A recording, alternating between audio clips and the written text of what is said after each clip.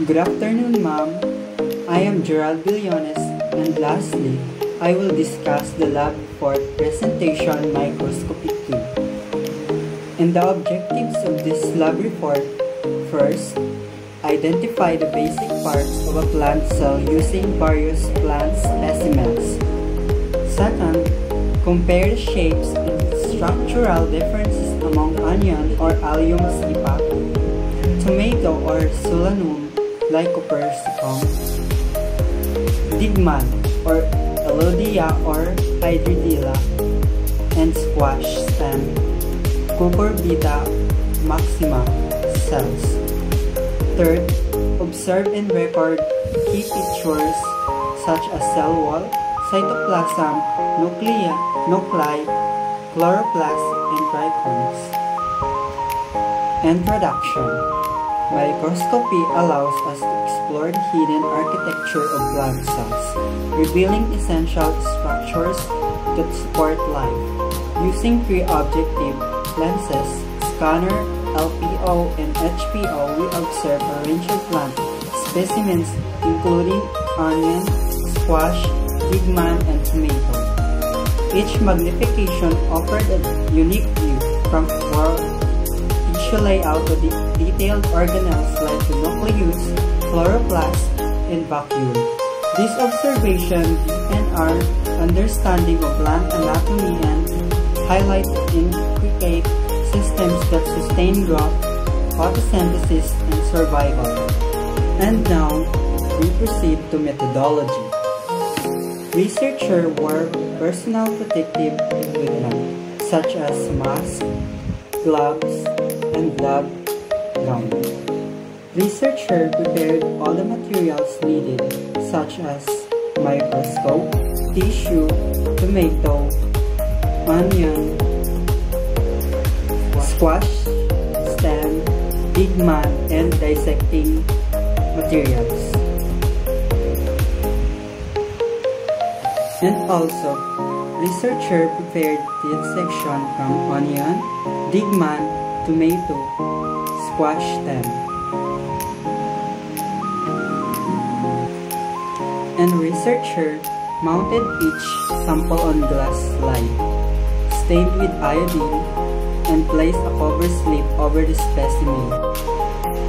And here the result and discussion of onion or Allium stipa. Under scanner, there is multi-layered epidermis that is compactly arranged. And under LPO, the specimen reveals the structure of rectangular epidermal cell with slightly visible cell wall. The cell has a distinctive cell boundaries and cellular details. And HPO, specimen reveals highly detailed structure of large rectangular epidermal with thick cell walls, prominent nuclei, and visible cytoplasmic strand to cell appear membranes. And the results and discussion of digman or Hydridilla. Under scanner, the specimen reveals simple leaf structure with a single layer of epidermal cells. Under LPO, the epidermal cells with visible cell wall. And under HPO, specimen reveals detailed cellular structure including the chloroplast that indicating active photosynthesis. And now, the result in discussion of tomato or Solanum lycopersicum under scanner. Specimen reveals multi-layered consisting of epidermal cells, vascular bundles. The specimen show visible a mixed shape and cell sizes. Under LPO, the specimen reveals detailed structure of epidermal cell with visible cell wall. It shows mixed cell shape and cell sizes. Under HPO, the specimen reveals a highly detailed structure of epidermal cell. It shows intricate detail of cell wall, cytoplasm, and nucleus. And the results and discussion of digman or Hydridilla. Under scanner, the